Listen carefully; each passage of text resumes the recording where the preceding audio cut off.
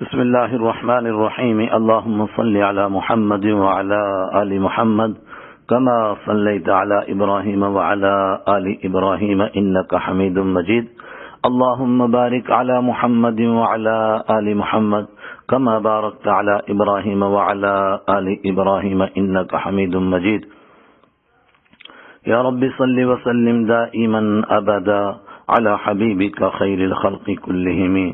مولاي صل وسلم دائما ابدا على حبیبک خیر الخلق کلہم.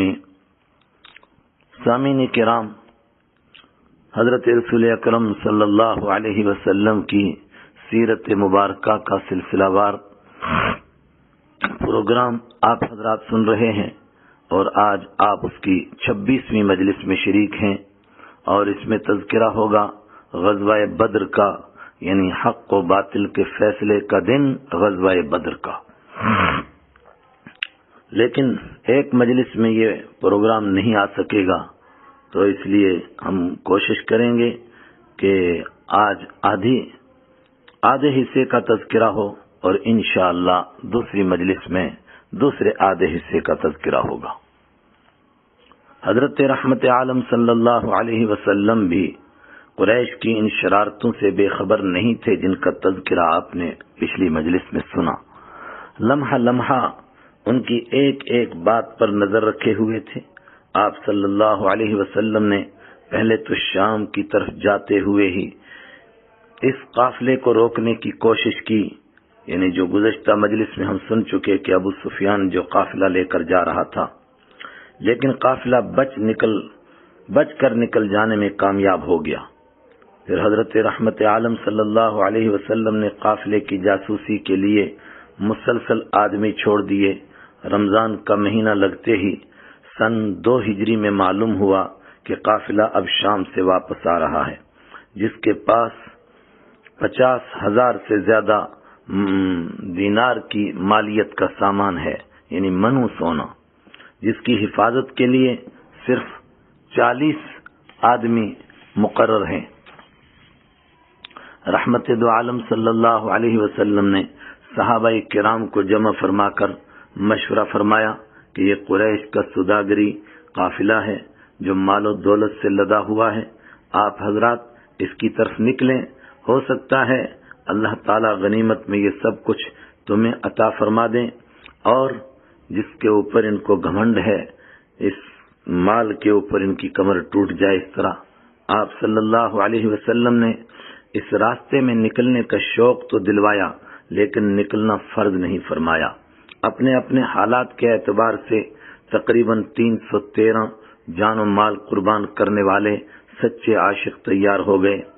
لیکن چونکہ کسی بڑی جنگ کا مسئلہ نہیں تھا، اس لیے باضابطہ جنگی تیاری نہیں ہوئی. تلوار، برچھا، کلہاڑی وغیرہ جو چیز جس کے ہاتھ لگی لے کر کے تیار ہو گیا اور نکل پڑا. 12 رمضان المبارک سن 2 ہجری میں حضرت رحمت عالم صلی اللہ علیہ وسلم کے ان سچے وفاداروں، حضرت رحمت عالم صلی اللہ علیہ وسلم اپنے ان سچے وفاداروں کو لے کر مدینہ منورہ سے روانہ ہوئے.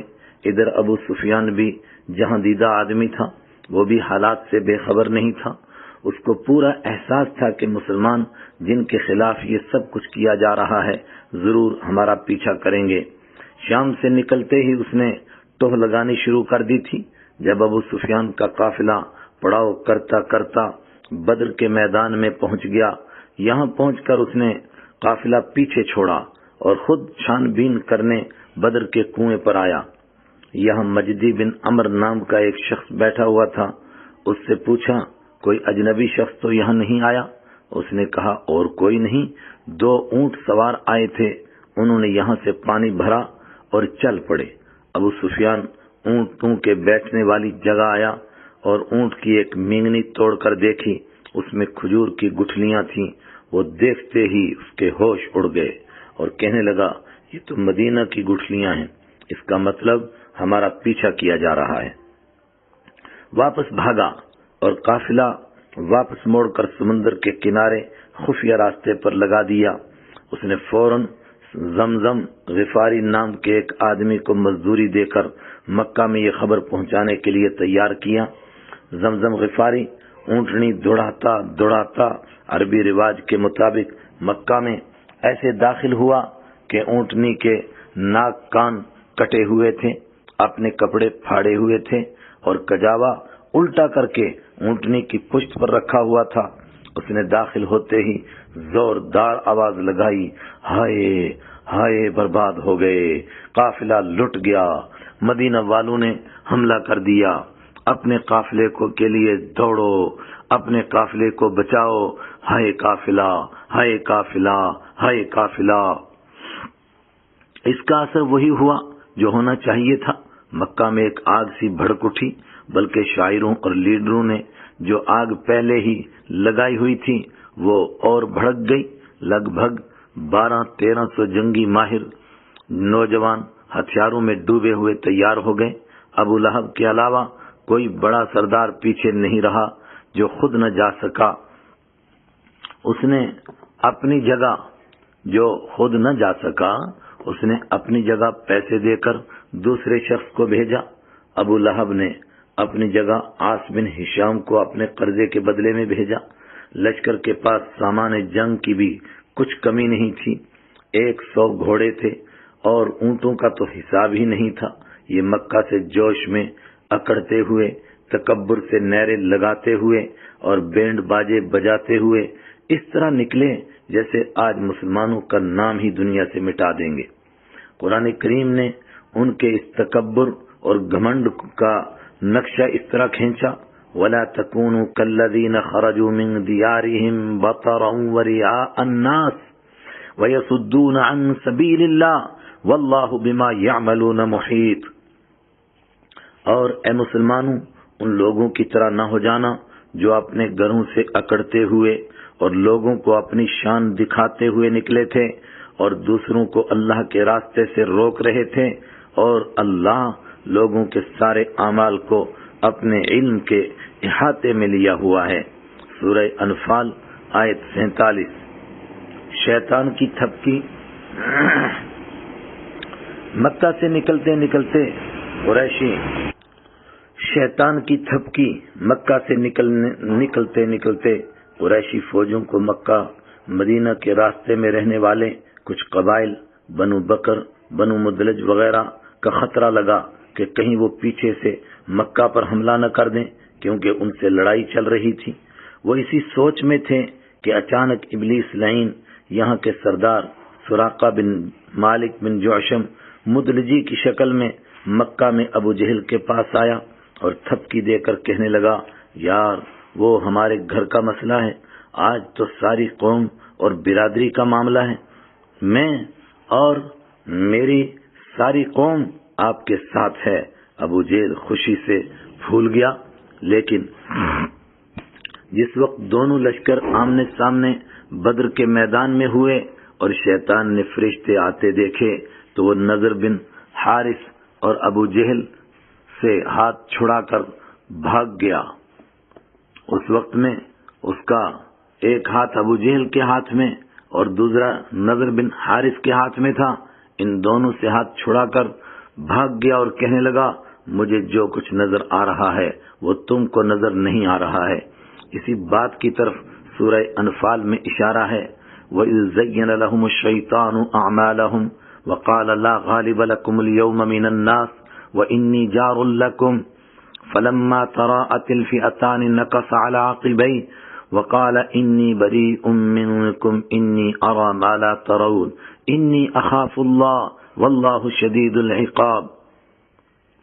اور وہ وقت بھی قابل ذکر ہے جب شیطان نے ان کافروں کو یہ سجھایا کہ ان کے اعمال بڑے خوشنما ہیں، اور یہ کہا کہ آج انسانوں میں کوئی نہیں ہے جو تم پر غالب آ سکے، اور میں تمہارا محافظ اور تمہارا ساتھی ہوں۔ پھر جب دونوں گروہ آمنے سامنے ہوئے تو وہ ایڑیوں کے بل پیچھے ہٹا اور کہنے لگا، میں تمہاری کوئی ذمہ داری نہیں لے سکتا، مجھے جو کچھ نظر آ رہا ہے وہ تمہیں نظر نہیں آ رہا ہے، اور اللہ کا عذاب بڑا سخت ہے۔ سورہ انفال آیت 48۔ بعد میں جب مکی لشکر بدر سے شکست کھا کر واپس مکہ آیا تو انہوں نے سراقہ بن مالک بن جوشم سے اس کا شکوہ کیا اور اس پر اس نے کہا مجھے تو اس طرح کی کوئی خبر بھی نہیں ہے، اور حیران ہو گیا کہ یہ کیا ماجرا ہے۔ دوسری طرف حضرت رحمت عالم صلی اللہ علیہ وسلم کے لشکر کا یہ حال تھا کہ صرف حضرت زبیر بن عوام اور حضرت مقداد بن اسود رضی اللہ تعالی عنہ کے پاس 2 گھوڑے تھے، باقی 70 اونٹ تھے۔ ایک اونٹ پر 3 آدمی باری باری سوار ہو رہے تھے۔ حضرت صلی اللہ علیہ وسلم حضرت علی رضی اللہ تعالی عنہ اور حضرت مرثد غنوی رضی اللہ تعالی عنہ کے پاس ایک ہی اونٹ تھا جس پر باری باری سفر فرمایا جا رہا تھا، یعنی تینوں حضرات باری باری بیٹھتے تھے۔ ساتھ ہی عرض کرتے حضرت آپ صلی اللہ علیہ وسلم بیٹھے رہیے، ہم آپ کی جگہ پیدل چل لیں گے۔ آپ صلی اللہ علیہ وسلم فرماتے نہیں، نہ آپ مجھ سے زیادہ طاقتور ہیں نہ مجھے آپ سے کم ثواب کی ضرورت ہے۔ اللہ اکبر، کیا الفاظ ہیں! نہ آپ مجھ سے زیادہ طاقتور ہیں نہ مجھے آپ سے کم ثواب کی ضرورت ہے۔ مسند امام احمد میں یہ روایت موجود ہے۔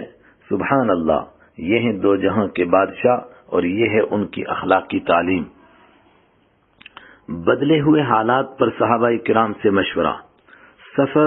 صفرا نامی جگہ پہنچ کر آپ صلی اللہ علیہ وسلم نے حضرت بسبس بن عمر اور حضرت عدی بن ابو رغبہ رضی اللہ تعالی عنہما ابو سفیان کے قافلے کی جاسوسی کے لیے بھیجے۔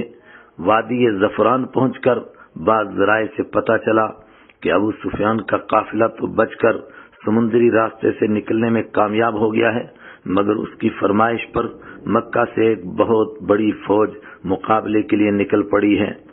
ادھر اللہ تعالیٰ نے خواب میں بھی آپ صلی اللہ علیہ وسلم کو ابو سفیان کے قافلے یا جنگی لشکر 2 میں سے ایک پر فتح کی بشارت عطا فرمائی۔ ابن ہشام جلد 2 صفحہ 186۔ یہ ایک خطرناک مسئلہ تھا کیونکہ مدینہ سے نکلتے وقت اتنی بڑی فوج کے ساتھ جنگ کا نہ خیال تھا، نہ ارادہ اور نہ ہی تیاری تھی، لیکن اب پیچھے ہٹنا بھی ممکن نہیں تھا۔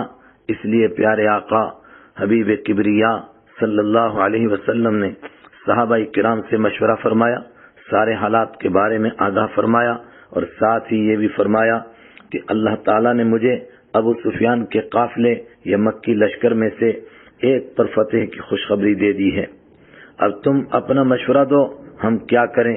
اس پر سب سے پہلے حضرت ابوبکر صدیق رضی اللہ عنہ کھڑے ہوئے اور زوردار تقریر فرمائی کہ آپ صلی اللہ علیہ وسلم آگے بڑھیے، ہم آپ صلی اللہ علیہ وسلم کے ساتھ ہیں۔ پھر حضرت عمر رضی اللہ عنہ اٹھے، انہوں نے بھی اسی طرح زبردست تقریر فرمائی اور تائید فرمائی۔ پھر حضرت مقداد بن اسود رضی اللہ تعالیٰ عنہ کھڑے ہوئے اور انہوں نے کچھ ایسی تاریخی باتیں کہیں جو تاریخ کے کانوں میں ہمیشہ گونجتی رہیں گی۔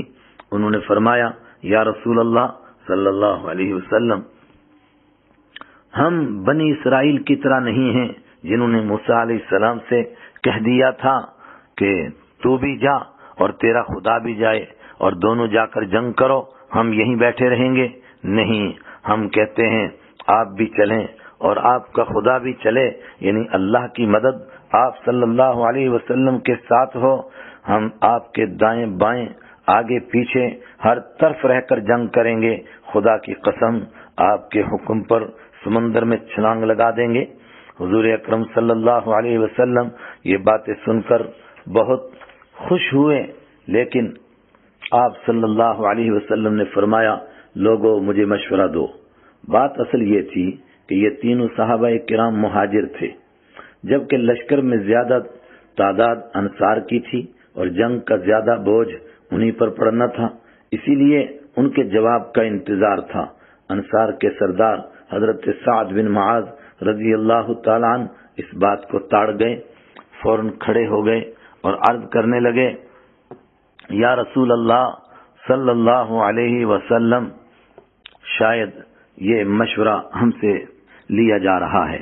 آپ صلی اللہ علیہ وسلم نے فرمایا، بالکل آپ سے ہی مشورہ لیا جا رہا ہے۔ حضرت سعد بن معاذ رضی اللہ عنہ نے عرض کیا، ہم آپ پر ایمان لائے اور آپ جو سچا دین لے کر آئے ہم نے اس کی تصدیق کی، اس پر ہم نے آپ کی فرما برداری پر عہد کیا۔ اس ذات کی قسم جس نے آپ کو سچا دین دے کر بھیجا ہے، آپ اگر ہمیں لے کر اس سمندر میں چھلانگ لگا دیں گے تب بھی ہم میں سے کوئی پیچھے نہیں ہٹے گا۔ ہم لڑائی میں مستعد رہنے والے ہیں۔ ہم آپ کے حکم پر آپ کے ساتھ برق غماد نام کے چشمے تک لڑتے بھیڑتے چلے جائیں گے۔ اللہ تعالیٰ آپ کو ہماری طرف سے ضرور ایسی باتیں دکھائیں گے جن سے آپ کی آنکھیں ٹھنڈی ہو جائیں گی۔ ایک روایت میں یہ بات بھی ہے کہ انہوں نے عرض کیا، بیعت عقبہ ثانیہ کے مطابق شاید آپ یہ سمجھے ہیں کہ انصار کی ذمہ داری صرف مدینہ کے اندر مدد کرنے کی ہے۔ نہیں، خدا کی قسم، آپ جس کے ساتھ چاہیں تعلق جوڑیں اور جس کے ساتھ چاہیں تعلق توڑیں، ہم آپ کے ساتھ ہیں۔ آپ ہمارے مال میں سے جو کچھ لیں گے وہ ہمیں اس سے زیادہ اچھا لگے گا جو آپ چھوڑیں گے۔ حضرت سعد رضی اللہ تعالیٰ عنہ کی یہ باتیں سن کر رحمت عالم صلی اللہ علیہ وسلم کا مبارک چہرہ خوشی سے چمکنے دمکنے لگ گیا۔ اس مشورے کے بعد قافلہ مدینہ منورہ سے 150 کلومیٹر دور بدر نام کے میدان کی طرف چل پڑا، کیونکہ یہی وہ میدان تھا جو شام سے مکہ جانے والے راستے پر مدینہ سے قریب تھا۔ یہیں پر قافلے کو روکنے کا خیال تھا اور یہیں پر قریشی لشکر نے پہنچنا تھا۔ یہ جگہ مکہ مکرمہ سے تقریباً 333 کلومیٹر اور مدینہ منورہ سے 150 کلومیٹر پڑتی ہے۔ حضور اکرم صلی اللہ علیہ وسلم کے جاسوس حضرت بسبس اور حضرت عدی رضی اللہ عنہ خبر لگاتے یہیں پر آئے تھے۔ ادھر انہوں نے دو عورتوں کو جھگڑتے دیکھا، ایک دوسری سے اپنا قرضہ مانگ رہی تھی۔ دوسری نے کہا، تنگ نہ کرو، 2 دن میں یہاں قریشی قافلہ شام سے پہنچنے والا ہے، اس کی مزدوری کر کے تیرا قرضہ دے دوں گی۔ اس طرح انہیں اس قافلے کی آمد کا پتہ تو چلا، مگر انہی کے اونٹ کی مینگنی سے ابو سفیان کو بھی اس کی خبر ہو گئی تھی۔ ابو سفیان کو بھی اس کی خبر ہو گئی، جس سے ابو سفیان کا قافلہ بچ گیا اور اس نے اس کی خبر فوراً ابو جہل کو بھی کر دی کہ ہم بچ گئے ہیں، اب آپ واپس مکہ چلے جائیں۔ لیکن ابو جہل اس وقت قافلہ لے کر جحفہ پہنچ چکا تھا۔ اس کو ساتھیوں نے بھی واپسی کا مشورہ دیا، بلکہ بنو زہرہ کا سردار اخنس بن شریق اپنے 300 آدمی لے کر واپس بھی ہو گیا کہ ہم اپنا سامان بچانے کے لیے آئے تھے اور وہ بچ چکا ہے، اب جنگ کس لیے۔ لیکن ابو جہل طیش میں آ گیا اور کہنے لگا، نہیں، ہم بدر کے میدان تک جائیں گے جہاں اونٹ ذبح کریں گے، کنجریاں ناچیں گی گائیں گی اور ہم دنیا والوں کو اپنی بہادری دکھائیں گے۔ اس پر دوسرے سردار بھی تیار ہو گئے اور 15 رمضان المبارک تک بدر کے میدان میں پہنچ کر انہوں نے اچھی جگہ پر قبضہ کر لیا۔ ادھر رحمت عالم صلی اللہ علیہ وسلم بھی 16 رمضان المبارک سن 2 ہجری کو بدر کے میدان کے دوسرے کنارے پر پہنچ گئے۔ یہ سارا واقعہ رازوں کا ایک سمندر ہے، سب کچھ بیان کرنے کی گنجائش نہیں، لیکن یہاں رک کر چند باتیں سمجھنا بہت ضروری ہیں۔ قرآن کریم میں ان رازوں کی طرف اشارہ کرتے ہوئے پوری ایک سورہ انفال نازل فرمائی گئی ہے۔ اللہ تعالیٰ کو پہلے سے علم ہے کہ لڑائی قافلے سے نہیں ہوگی بلکہ ابو جہل کی بڑی فوج سے ہوگی جو ہتھیاروں میں ڈوبی ہوئی ہے، لیکن یہ بات پہلے نہیں بتائی جاتی ہے۔ اس لیے صحابہ کرام ابو سفیان کے قافلے کے ساتھ لڑائی کے لیے بالکل خالی ہاتھ نکل پڑتے ہیں، نہ تعداد بڑھانے کی سوچتے ہیں، نہ ہتھیاروں پر ہی غور کرتے ہیں۔ اسی لیے جب اچانک ہی ابو جہل کے لشکر سے لڑائی کرنے کی بات سامنے آتی ہے تو ان میں سے کچھ لوگوں کو یہ ایک بجلی سی گرتی ہوئی معلوم ہوتی ہے اور ایسا لگ رہا ہے جیسے انہیں موت کی طرف دھکیلا جا رہا ہے، اور وہ حضور صلی اللہ علیہ وسلم کے سامنے عرض بھی کرتے ہیں کہ حضرت اس کے لیے کچھ تیاری بھی ہونی ضروری ہے۔ قرآن کریم اس کی اس طرح منظر کشی کرتا ہے اسی صورت میں، کما اخرجک ربک من بیتک بالحق وان فریقا من المؤمنین لکارہون یجادلونک فی الحق بعدما تبین کأنما یساقون الی الموت وهم ینظرون۔ یہ معاملہ کچھ ایسا ہی ہے جیسے تمہارے رب نے تمہیں اپنے گھر سے حق کی خاطر نکالا، جبکہ مسلمانوں کے ایک گروہ کو یہ بات ناپسند تھی، وہ تم سے حق کے معاملے میں اس کے واضح ہو جانے کے باوجود اس طرح بحث کر رہے تھے جیسے ان کو موت کی طرف ہنکا کر لے جایا جا رہا ہو، اور وہ اسے آنکھوں سے دیکھ رہے ہوں۔ سورہ انفال آیت 5 اور 6۔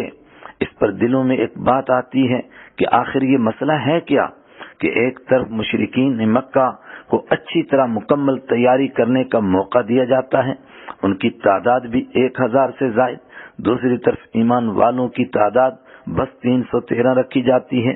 حالانکہ اگر ان کو پہلے سے معلوم ہوتا تو وہ بھی اپنی تعداد بڑھا سکتے تھے، ساتھ ہی ہتھیاروں پر بھی غور کر سکتے تھے۔ خدایا یہ راز کیا ہے؟